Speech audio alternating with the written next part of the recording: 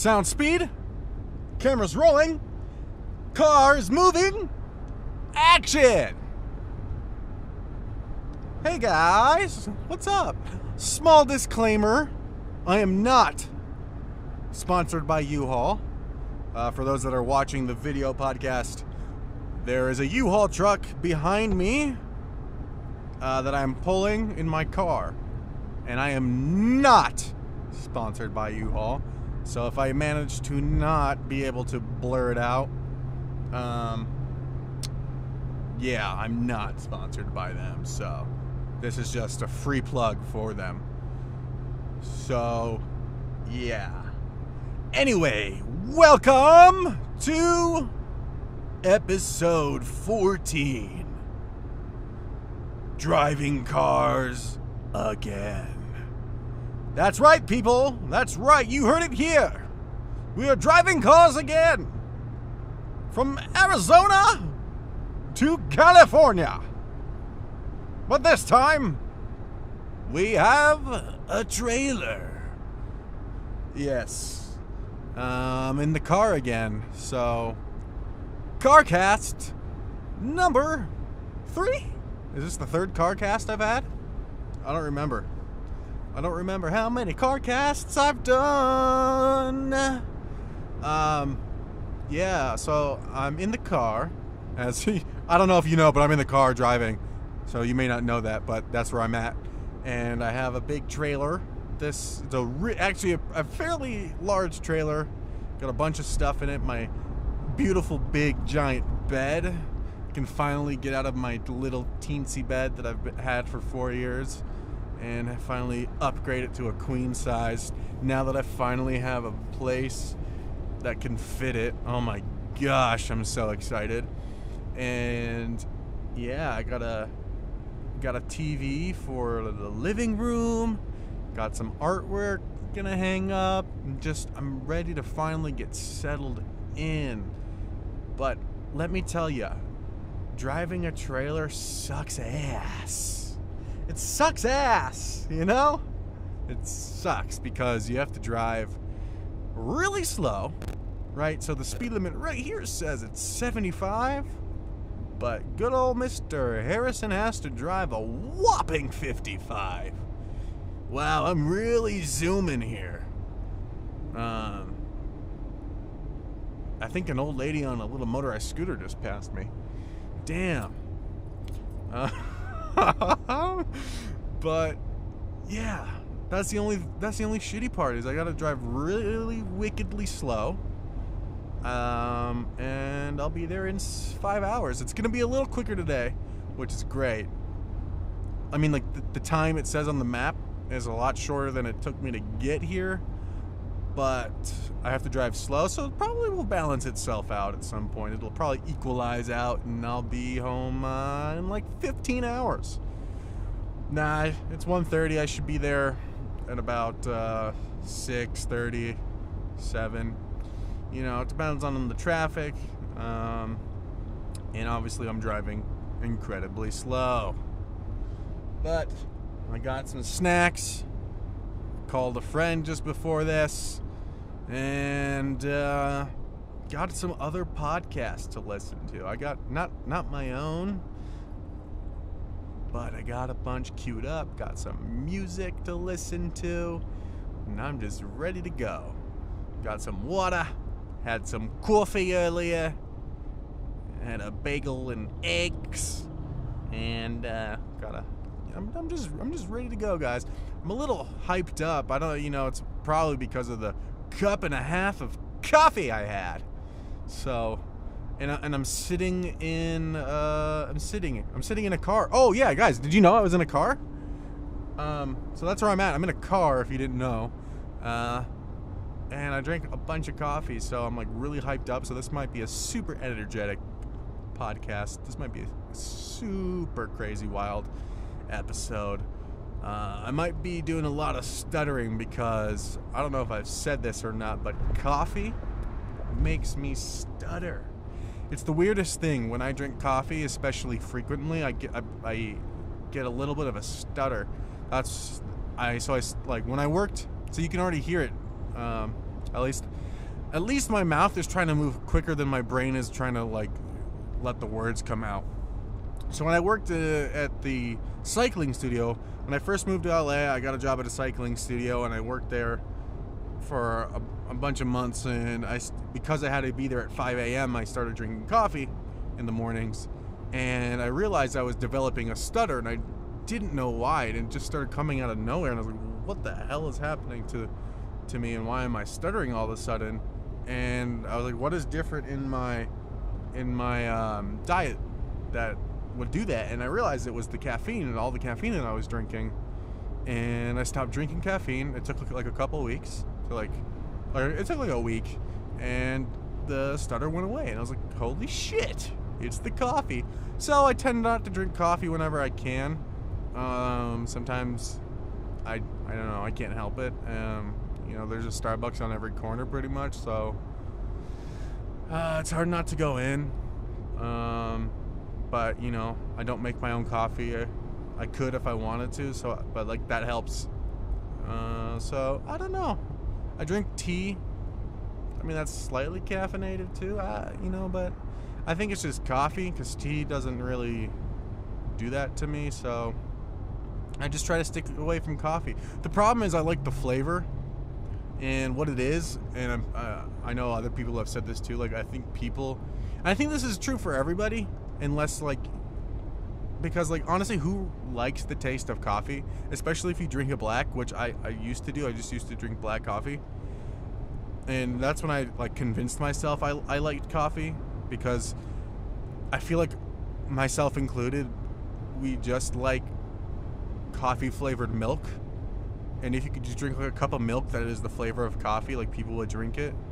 I mean, a lot of people like caffeine, like the feeling of getting that jolt and stuff, but I don't know, I feel like, especially me, I like the flavor of coffee flavored milk, and so that's really why I would drink it, but just because I like the taste, not so much like the bitterness of coffee.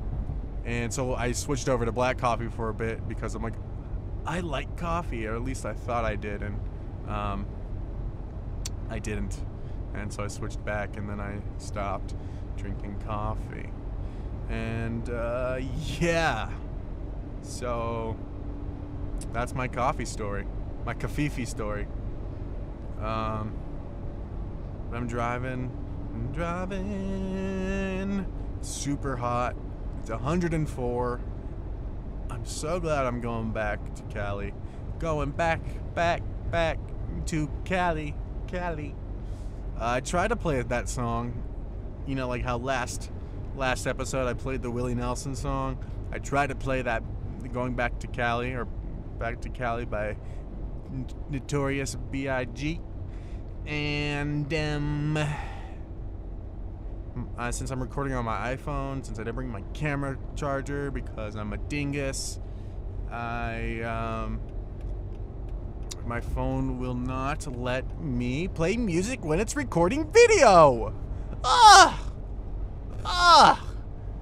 Come on. Stupid. Oh no, I'm holding up traffic with my trailer. Shoot. Now I'm an asshole. I'm trying to pass this tanker. You guys can't see it, but I'm trying to pass this tanker, and I'm speeding with my friggin' trailer, which I shouldn't be doing. I'm a huge asshole right now. I feel terrible, because I thought I could make it, and I couldn't. Learn from my mistakes, people. Learn. Don't do what I'm doing. I'm just terrible. I'm a terrible driver with this trailer. And sometimes I forget. When I'm driving this, I forget that I have this trailer. So I'm like, oh, I can do these things, and I'm like, oh shit, no, I can't. I have this fucking 10-foot trailer. It's gosh darn ridiculous. Oh, I'm going 75. I should not be going 75. Oh no, am I going faster? Uh-oh, people, I'm going faster. Oh my god. Oh man, I feel like these car ones, and if you're listening to them, I feel like they're really annoying. because I'm oh shoot. Oh shoot. Gosh darn you, Arizona sun. My phone overheated. Because I had it on the dash. I have my phone on the dash so that I can aim it at myself, but it just overheated. And yeah, and that's why the video cut out. So as soon as my phone cools down, I will get it back up. I'm gonna put it in a little bit of shady spot. So this has happened to me before, not because of the, while filming, but I usually have like a little, my Jeep has like a little nook where I can put my phone, so I can like use the directions like that, my GPS, and sometimes it just overheats because it's directly in the sun. So that's a little bit unfortunate. Yeah, pretty lame. But yeah, I had a pretty awesome time in Arizona. I wish it was a little longer. It's always nice to be home. Free food. Get the family perks. Get the you get that family membership. So everything's discounted. So yeah, it was good. Damn this fucking tanker! Go away! Shoo fly! It passed me. The tanker passed me. It was back there. I passed it, and it passed me. Ugh. That's why I hate using a trailer, because I'm forced to go this damn slow. I could speed if I want to. I don't want a ticket, and you can feel the drag on the trailer. With the trailer, you can feel it weighing everything down. And this trailer, my car is okay to pull this trailer. I made sure of that. But you can, you just feel it. It's if when you like in high school when you had that massive backpack and you try to fit every book possible because you just didn't really feel like going to your locker, and you're like, no, I can carry all my books, no problem. And it's just holding you back, and like you love letting it go, so you can just like, it's like when Goku in Dragon Ball had the turtle shell, and when he took it off, he jumped like 600 feet in the air. That's what it feels like when you take off a trailer. You're just like, boom, zoom. That's what it's like. And so I just feel it. I feel the drag. I feel it from the trailer, and it's a little bit not fun. Let's see, can I? Oh no! Trying to get the video pod back up. Wow, that's a terrible angle. I did not. Wow. Okay.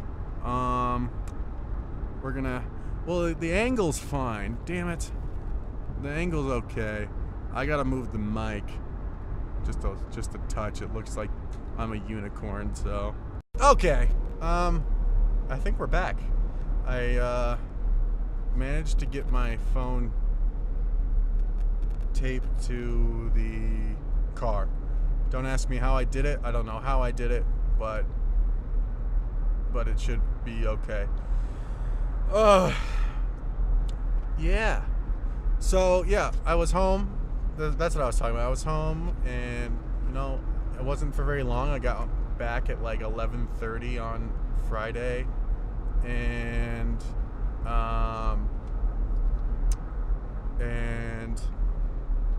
just kind of slept in a little bit on Saturday, and then we went to a movie. My parents and my little sister and we went and saw A House with a Clock on Its Walls, or a House with a Clock in the Wall, or whatever it's called. That movie with Cate Blanchett and Jack Black.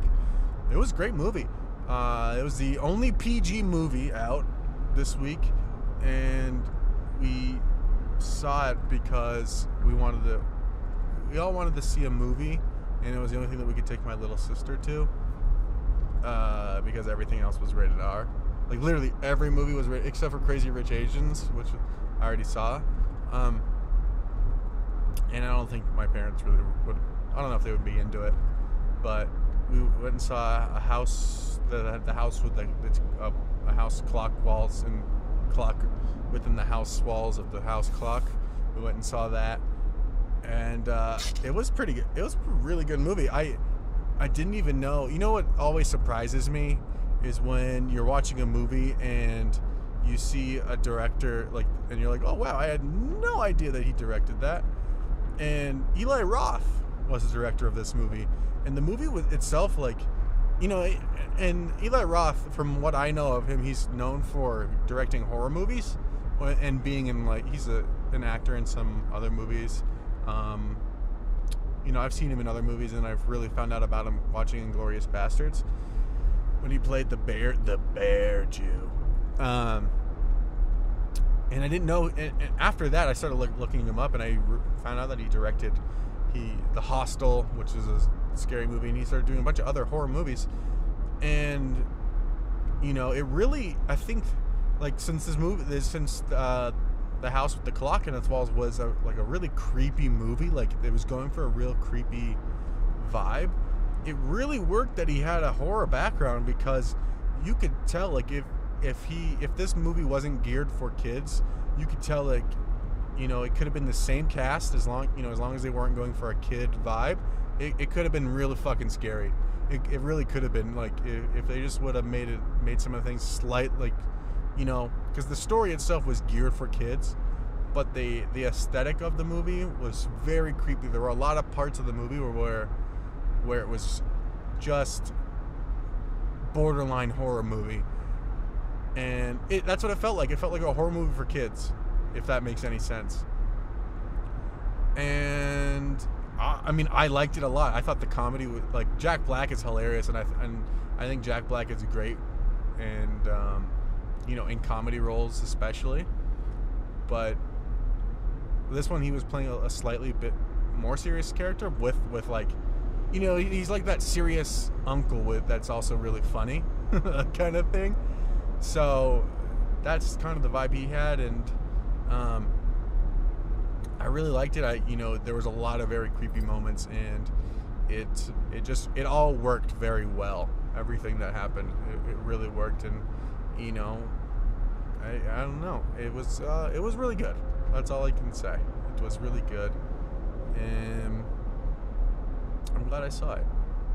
It was on my list of movies to see. And it was fun. It was fun to go to the movies with my parents, and everyone liked it, so that was good.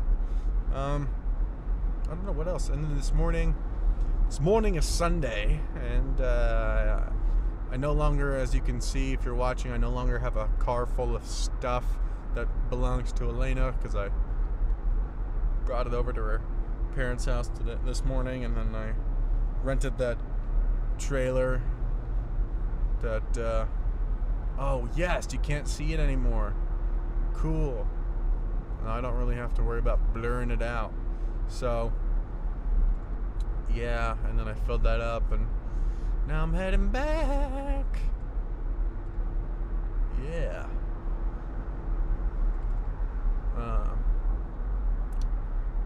I don't know. I should have been more prepared on this one. Last car one, I thought I did a pretty good job. Thought I did a pretty good job, if I don't say so myself. Thought I did good.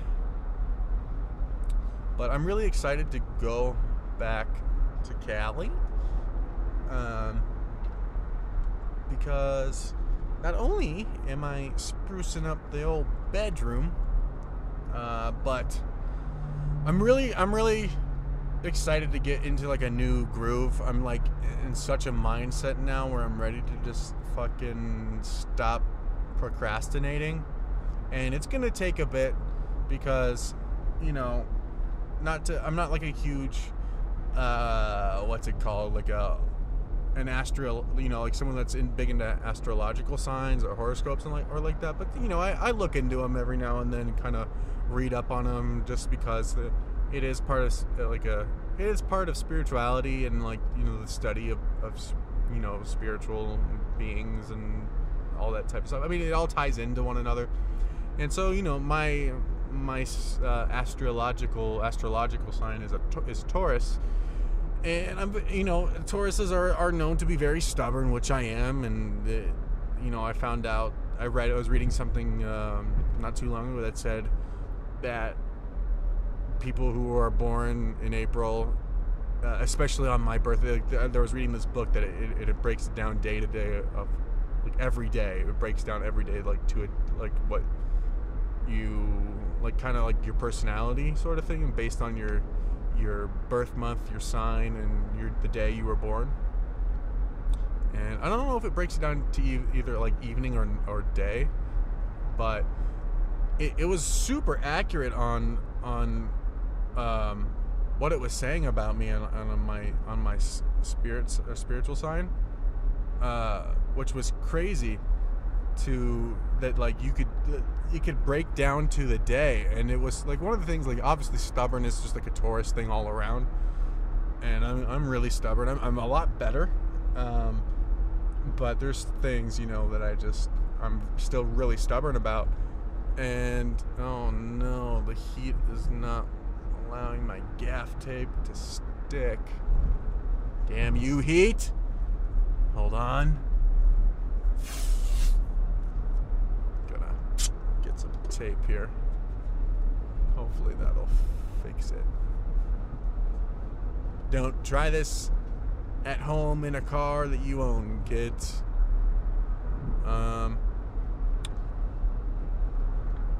Dang, I don't know if that'll stick.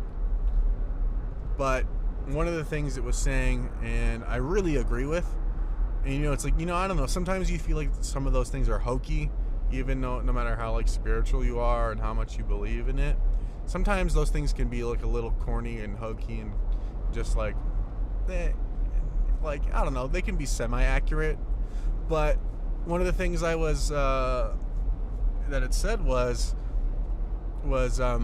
that people born on my birthday, my specific day, is that we don't like change, that we don't like a change in our routine. That this specific Taurus doesn't like change in routine, and when they find a routine, they really don't like getting changed. And that is very true to me. I can vouch for that 100%. Once I find a routine, my routine can change if I change it. But if someone wants to change it, that's what the book was saying. If someone, we have hard times changing our routine to fit someone else. And I didn't notice it like years ago when I had a girlfriend, or when I had other friends. I didn't really notice that there was a problem. Not a problem per se, but I didn't know that I had that was a thing until recently.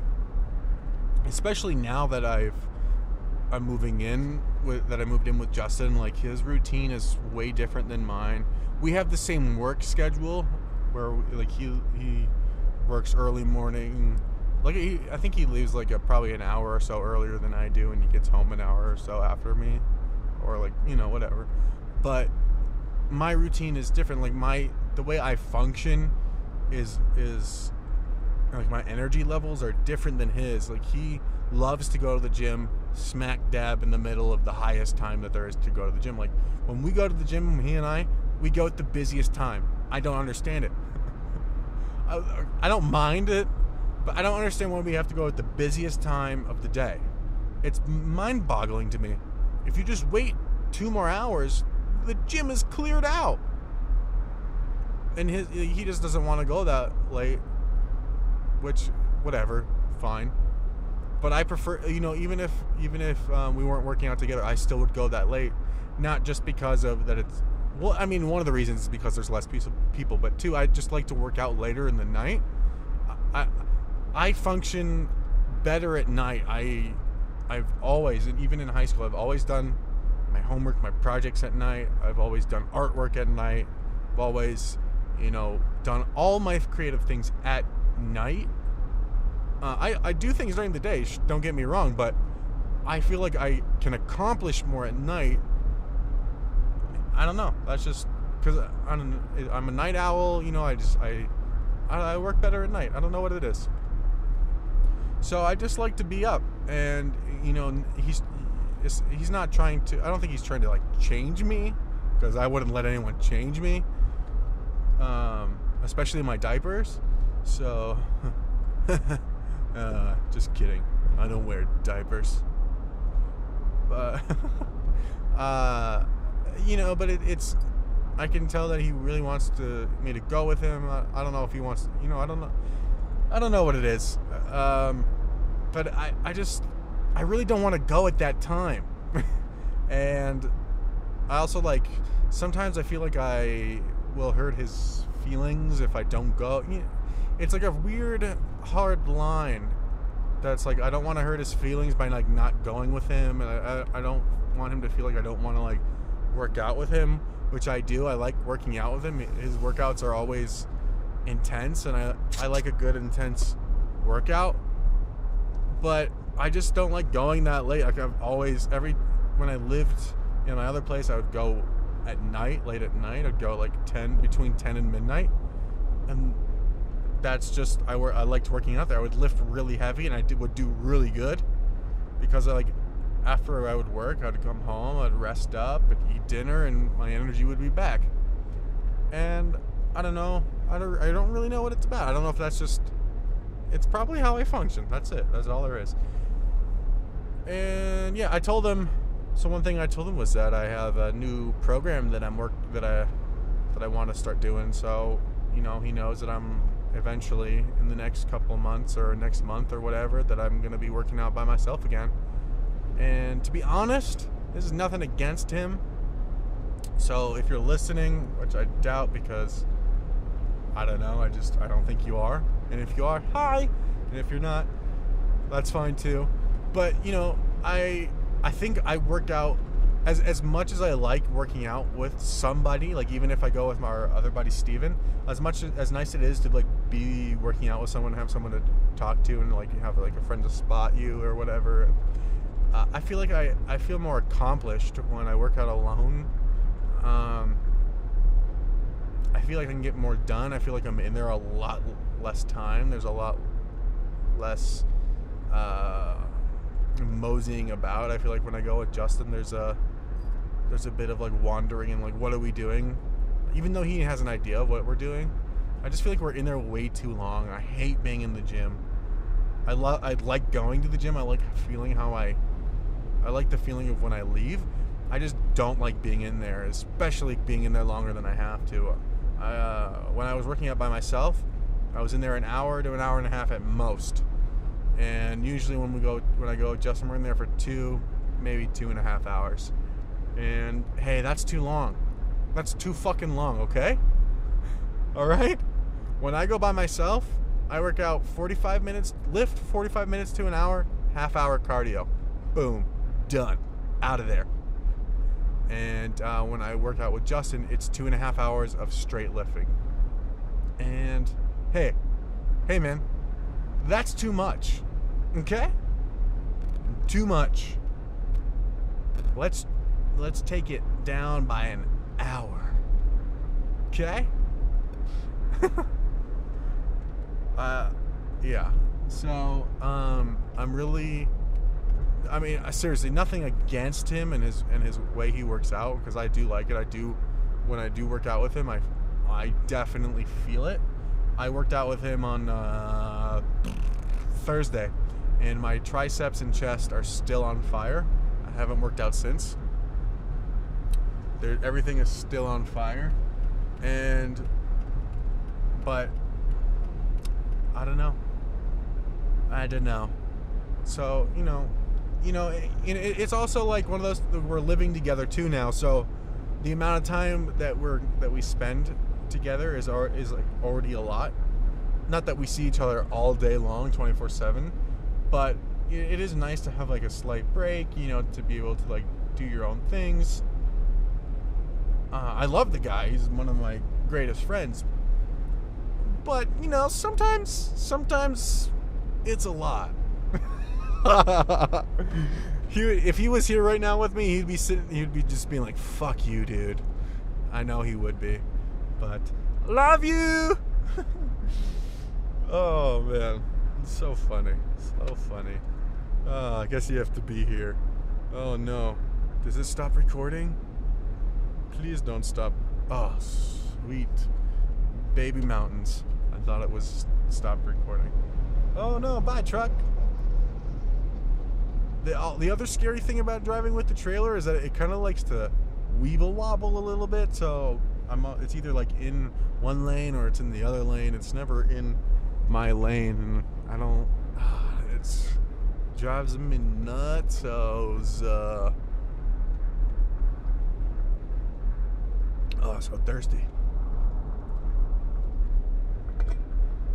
But yeah, I'm super excited because I definitely want to get out of this procrastinating habit, and I know it's going to be hard. It's going to be very hard because I've been a procrastinator since literally forever, and I've always wanted to get out of that. I've always wanted to not be a procrastinator because I have 3 feature-length scripts that I'm working on. And one of them I've been working on for almost 8 years. The other one I started shortly after I finished my short film, because I'm turning that into a feature length. But I have it's just a rough, it's honestly the closest to being done out of the 3 of them. So, but I just haven't worked on it, and I have another one that that's a third of the way there, and I don't know what I'm waiting for. It's just like one of those things that's a procrastination.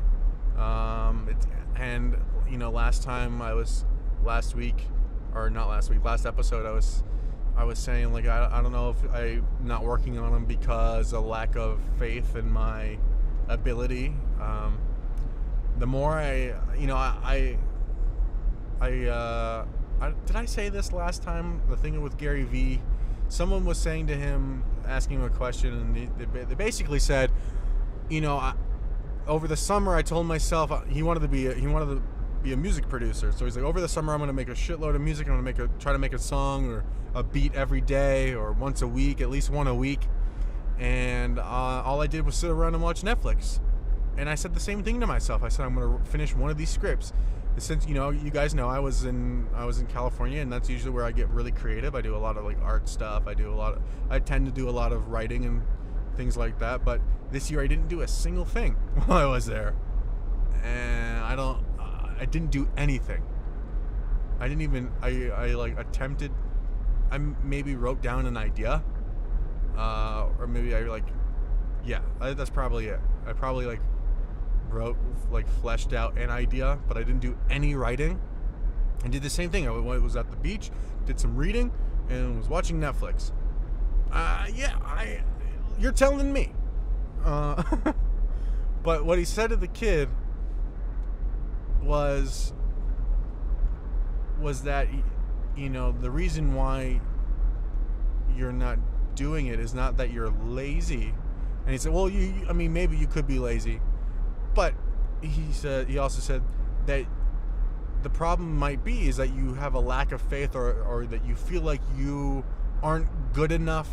Subconsciously, you probably feel like you aren't good enough to do the thing that you want to do. So in the back of your mind, it's not allowing you to push forward and create music for him, for instance, or for me to write. And I think, and as I keep listening to it, because I feel like that's where I'm at, and I honestly, I think that could be what it is, and I think it's all about a change of mindset. So I just need to, I love the work I do. I feel like it's awesome. That's why I continue to do it. I continue to make things because I have an urge. I have this desire to create, whether it's comics, a book or a screenplay or a short film. I love to do it. I have this need within to do it. Like if I don't work on a movie, or if I don't work, like, especially a movie set, I get antsy.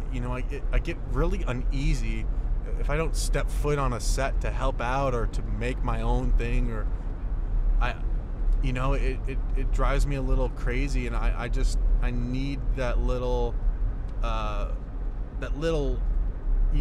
that little movie hit.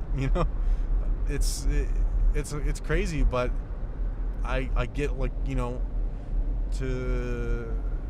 in short, I get off on making movies. There's just something about it. Like, I have a need. I have like I don't want to make movies. I have to, sort of thing, or I have to be on a movie set, whether it's a professional production, or if it's like some student film. Like, I just love it. I love it so much. And so I don't know, I think that's probably what it is. It's like I have at the moment, wherever I'm at, in my unconscious space, that I feel like there's probably a lack of confidence within my work, and I just need to change that. I got to definitely mental shift that out, and really believe in myself, because I do believe in myself. I think I can produce great work, and I think but one of the problems is, as we're taught, you're a loser, I don't know, you like, people be like, oh, you're just so narcissistic, you think your shit's better than everyone's, like, whatever, fuck you, like, why are you talking like that? You think you're better than everyone else. And I don't think I'm better than anyone else. I definitely think my work is good. I definitely, especially in school, I mean, there's a lot of great filmmakers who are trying to come up, especially in my generation. Like, I have a friend that's constantly making stuff, and he makes a lot of music videos, and he's great at making, his music videos are great. I've never made a music video. I'd like to give it a shot. But, in college, I always went way up, above and beyond what I thought I could do. I always try to be more, what's the word? I try to be, darn it. What's the word? What's the word I'm looking for? Ambitious. That's the word. I always try to be more, like, make the most ambitious movie I could. Because, school is, like, especially film school, it's a time where you can fail. You can try to do something and fail really miserably, and then you're like, okay, this is what I need to do better next time. So every time I try to do it do the best that I could. I started learning visual effects, so I started doing a bunch of stuff. I did this movie called The Truck. It was for one of my filmmaking classes that we had to make a movie. Like, that was the final. And I rented a U-Haul, not like a little trailer, but like a big, moving, like, 6-wheeler type deal, or whatever, an 8-wheeler or whatever. It was massive truck, like 20-foot truck or whatever. And the story was basically 2 people get kidnapped and put in this truck. They don't know why they're there, and they kind of get in a little tussle. One is deaf, and they kind of have to figure out how to work together to get out of this truck. And it turns out that that they were set up. Oh no, the camera fell over again. Man, this is not a good setup, especially when I don't have my DSLR. But so that cost, wasn't extremely expensive as films go. We were encouraged not to spend money, but I really wanted to do this idea, so I had to rent.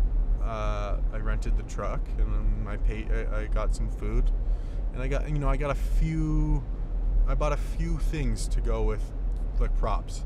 So and my film was, out of the whole class, my film, I think, was the best.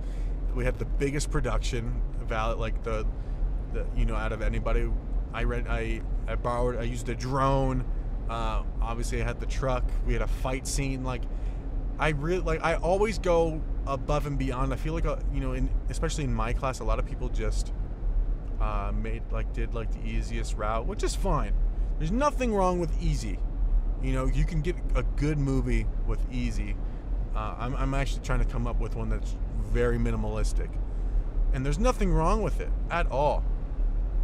I love a good minimalistic movie, but I feel like a lot of people just try to do it they just, especially in school, they're like, okay, what's the easiest thing to do so I don't have to do a lot of work? And there's a lot of kids that that do that, but like less than that, and they don't even try. And there was a couple kids in my class that just didn't try. They're like, we had to make a movie, so let's just I guess do it on the fly. And there's a lot of people that actually try, but I just remember my professor being extremely impressed by it, of what I did. And from what I heard, someone had told me that my film is used as the examples of what a good film should look like. One of my friends took the class a semester or two after me, and she's like, "Yeah, I saw your film. Like, he says this is this is an example of what a good film looks like." So, yeah, it's nice to. I mean, that's nice praise, but I always try to do that. And with my Western film, I was extremely ambitious. Obviously, I did a period piece, rented the town, horses, guns, costumes. It was supposed to be way longer than it was. It was, and I got discouraged. Some of the professors discouraged me from trying to do it. They said it was too much. One of the things was that it was too long.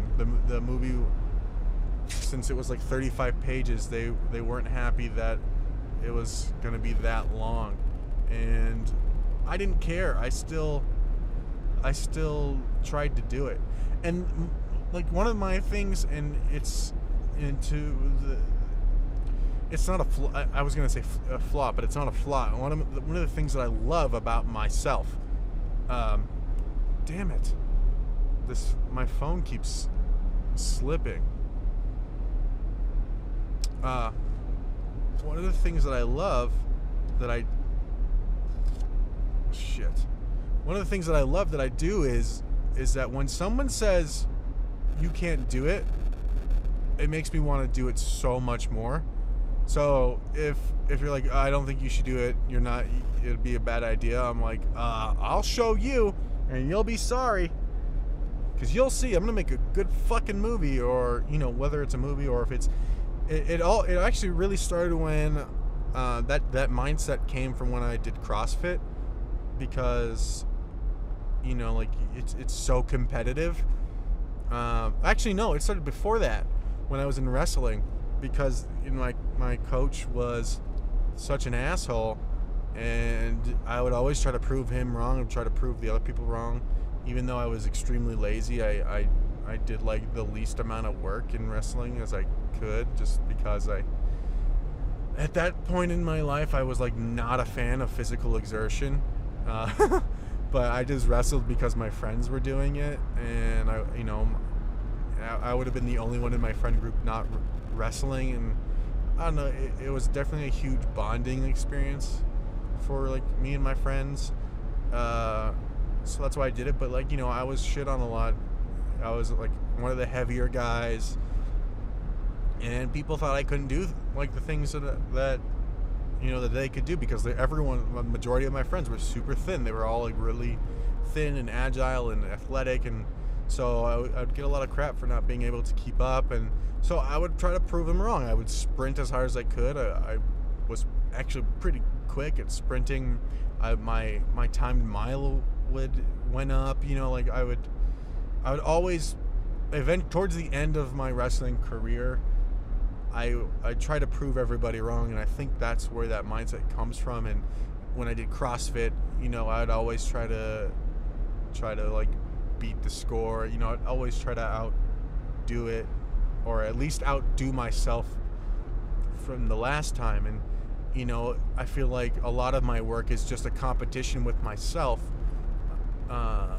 trying to do better than the thing I did last time, trying to make a better film than I made last time, or trying to make a better painting than I did last time, just because I'm always trying to push my limits, always trying to push myself to get to the next level of where I want to be. And I think it's also good to have a friend, a competitive friend that you can like bounce ideas off of, and like kind of compare work to. But also, I feel like the best competitor is yourself, and you should and also your number one critic is you. So you're always like critiquing your stuff. Like if like the best example that I have is if you go back and look at an old picture of yourself, you're like, oh, most of the time you're either like, oh, or you're like, fuck, I used to look awesome. It's one of those things. And every time I go back and look at my work, I'm like, holy shit, I can't believe that's what I made. And then you look at something you made like the other day, and you're like, from that to this, you're like, damn, I really improved. And that only happens when you're trying to do better than you did the last time.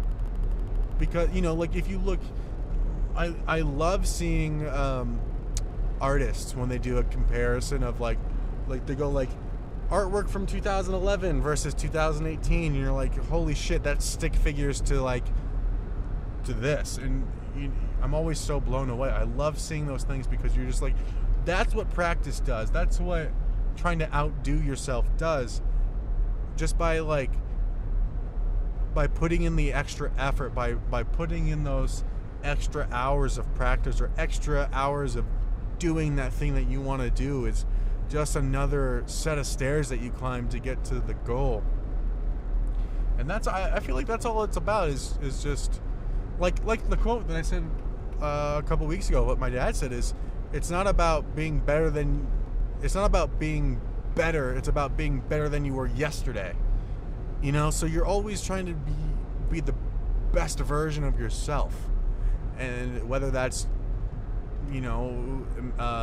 manifested in your hobby, your career, your body image, your mental state, your whatever it is, your relationships. We should always be outdoing ourselves every day, and that's something I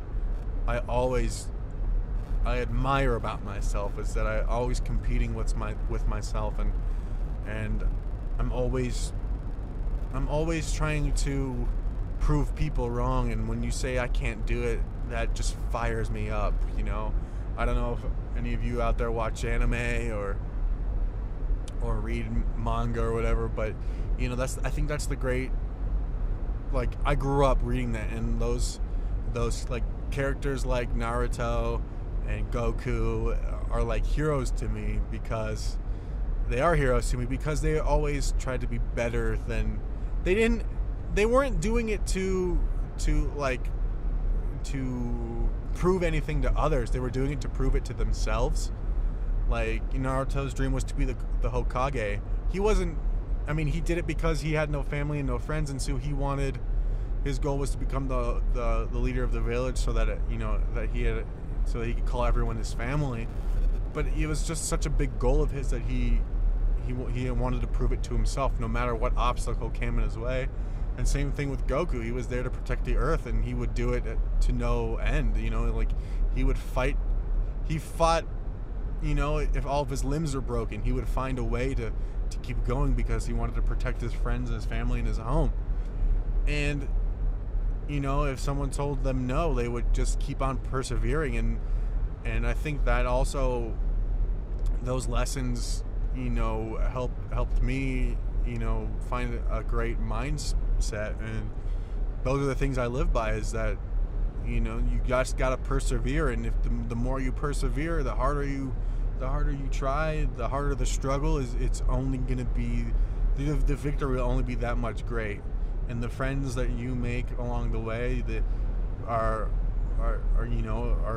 lifelong. And sometimes your enemies become your greatest friends. or sometimes your greatest friends might become your enemies. So it's like it's the craziest path, the craziest adventures, and oh my God, why am I blanking on his name? Holy shit, why am I blanking? Oh, as Natsu from Fairy Tail would say, I'm all fired up. Or as Naruto would say, believe it. Believe it! I'm gonna become the greatest Hokage ever! Believe it! So, yeah, so my version would be, I'm gonna become the greatest director ever! I'm gonna become the greatest director ever! Believe it! So, and that's my ninja way. I'm gonna become the greatest director ever. So, they might, to some people, they may just be cartoons. To me, they're more than that. They're characters with incredible stories and goals that they try to achieve and things that they surpass.